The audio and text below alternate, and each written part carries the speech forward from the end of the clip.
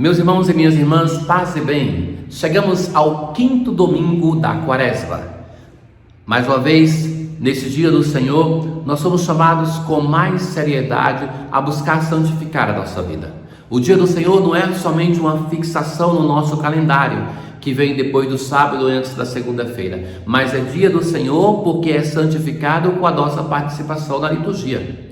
Gosto sempre de alertar isso a muitas pessoas que são de fé, que se consideram de fé, para dizer que não basta não trabalhar para que o domingo seja dia do Senhor. Em muitos cristãos permanece isso, que é um resquício do Antigo Testamento somente. O que faz com que o dia do Senhor seja de fato o dia do Senhor é a participação na liturgia. Posso entender que tem pessoas que, trabalhando no domingo, não conseguem o tempo para participar de uma missa e que isso cada um em consciência deve avaliar se é verdade. Então, nesse caso, a igreja tem a missa vespertina do sábado, que já é a missa do domingo, aquela que acontece em geral depois das 18 horas em tantas paróquias. É já a missa do domingo com todos os seus efeitos. E se ainda assim uma pessoa não pode, ela participe da missa durante a semana. Então, o quinto domingo da Quaresma, a antífona nos diz assim: a mim, ó Deus, fazei justiça, defendei a minha causa contra a gente sem piedade. Do homem perverso e traidor, libertai-me, porque sois, ó Deus, o meu socorro. A primeira leitura é do profeta Isaías. Isso diz o Senhor, que abriu uma passagem no mar e um caminho entre águas impetuosas. Então, para o povo que saiu do exílio, o profeta vai dizer: olha, o Senhor que fez isso, que fez bloquear as rodas dos carros e cavaleiros, que fez tudo isso para libertar o povo da escravidão do Egito, mas vai dizer assim: não relembreis coisas passadas, eis que eu farei coisas novas e que já estão surgindo. Então, o lembrar a história passada, até mesmo a história da salvação, é para lembrar que o Deus que agiu no passado pode agir hoje. Pois abrirei uma estrada no deserto e farei correr rios na terra seca. O que separava o povo de Israel, sobretudo Jerusalém, da Babilônia, não era mais o mar, como no caso do Egito, mas era o deserto. Então agora Deus vai dizer assim através do profeta: eu vou abrir uma estrada no meio do deserto e vai fazer brotar água no deserto e rios na terra seca. Este povo eu o criei para mim e ele cantará meus louvores. A primeira experiência que o povo de Israel faz com Deus é de ver Deus como libertador. Era um povo que estava no Egito e Deus entra na sua história para libertá-lo. Só depois que fazem a experiência de um Deus criador, porque estando na terra prometida, tendo que cuidar da agricultura, da pecuária, vendo os povos vizinhos que tinham ídolos e que atribuíam os fenômenos da natureza a uma força de divindade, então ele começa a conceber que Deus é o criador de tudo isso. Deus é o Senhor que agora pode recriar, que pode fazer nova todas as coisas. Então, o salmo de hoje, ele canta essas maravilhas que Deus opera na vida do seu povo. Maravilhas fez conosco o Senhor, exultemos de alegria. É o Salmo 125. E vai contar justamente essa história da saída da Babilônia. Quando o Senhor reconduziu nossos cativos, parecíamos sonhar. Encheu-se de sorriso nossa boca, nossos lábios de canções. Sim, maravilhas fez conosco o Senhor, exultemos de alegria, porque os povos vizinhos vão falar dessas maravilhas que Deus está operando.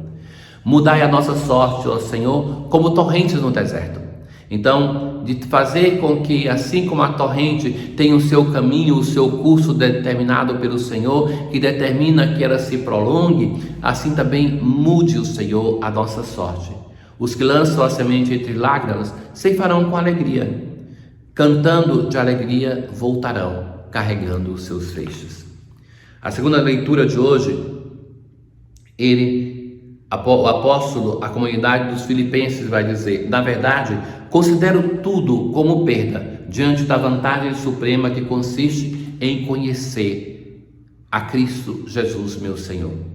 Tudo é como lixo comparado com o ganhar Cristo.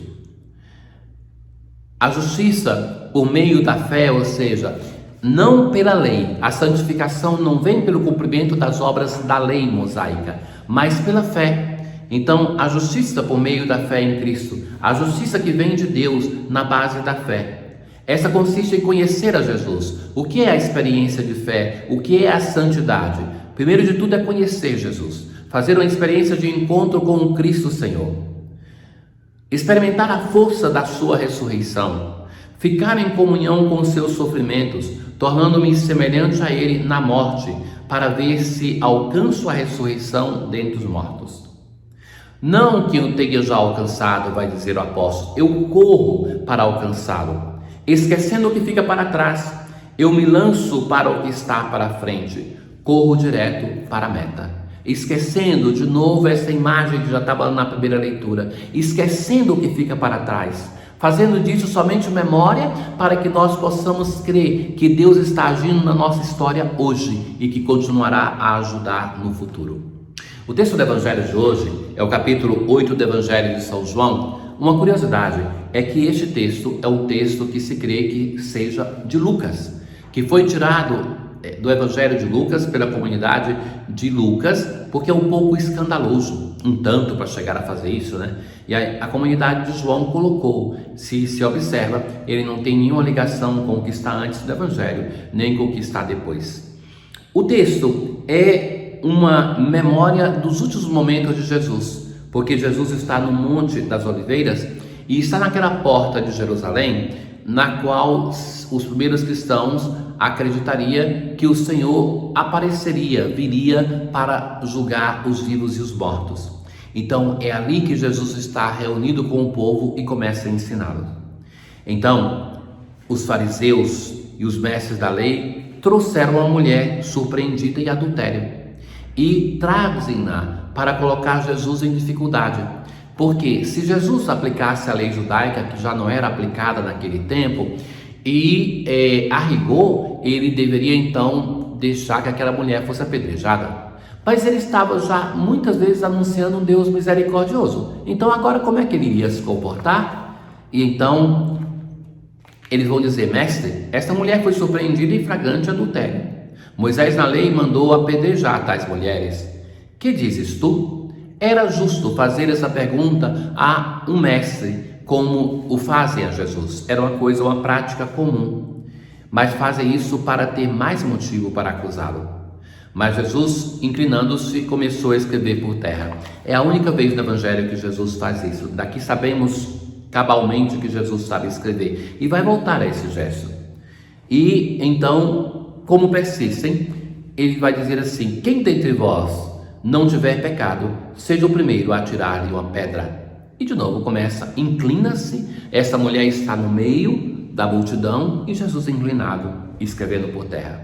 Sabe que nos tribunais de Israel era o contrário. O juiz ficava de pé e o réu inclinado. E aqui então já tem essa imagem que é totalmente o contrário. É Jesus que se inclina. O que Jesus estava escrevendo? Não se sabe. Rejeito cabalmente que Jesus se colocasse por terra para escrever os pecados dos outros, como algumas pessoas dizem. Não, essa não é a imagem de Deus anunciada por Jesus. Não é isso que ele está fazendo. Então, começaram a sair um por um, a começar pelos mais velhos. Por que os mais velhos?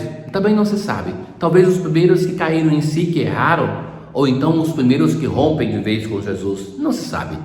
E então ficou Jesus com a mulher. E ele fala assim: mulher, onde estão eles? Ninguém te condenou? Ela disse: ninguém, Senhor. Eu também não te condeno. Podes ir e de agora em diante não peques mais. Qual é o escândalo, meus caros, que tem neste Evangelho? Que Jesus, ele ama essa mulher, a perdoa, antes de ela manifestar um arrependimento, e vai embora sem nem manifestar. Vai e de agora em diante não peques mais. Para a comunidade de Lucas, para os primeiros cristãos, era um escândalo que parece encorajar o adultério, mas que é este o modo de Deus agir. Lembram-se que no domingo passado, na parábola do Pai Misericordioso, já alertava isso, que o pai ama e manifesta o seu amor para com o filho mais novo e o mais velho, sem esperar que eles se convertam. E a parábola termina sem dizer de fato se o filho mais novo permaneceu em casa ou se o mais velho entrou para a festa. E aqui nós temos uma história concreta de amor de Deus que precede a conversão. E isso é difícil para nós aceitarmos porque nós temos o esquema da conversão invertido. Nós pensamos que nós mudamos primeiro e depois Deus nos ama. E o Evangelho nos mostra que o modo de Deus agir é diferente. Ele tem prazer de estar com os pecadores, come e faz festa com eles. Ó Deus, na vossa misericórdia dirigir os nossos corações, pois sem vosso auxílio não vos podemos agradar. Por Cristo nosso Senhor. Tenham todos um bom dia. O Senhor esteja convosco, Ele está no meio de nós. Abençoe-vos Deus Todo-Poderoso, o Pai, o Filho e o Espírito Santo. Paz.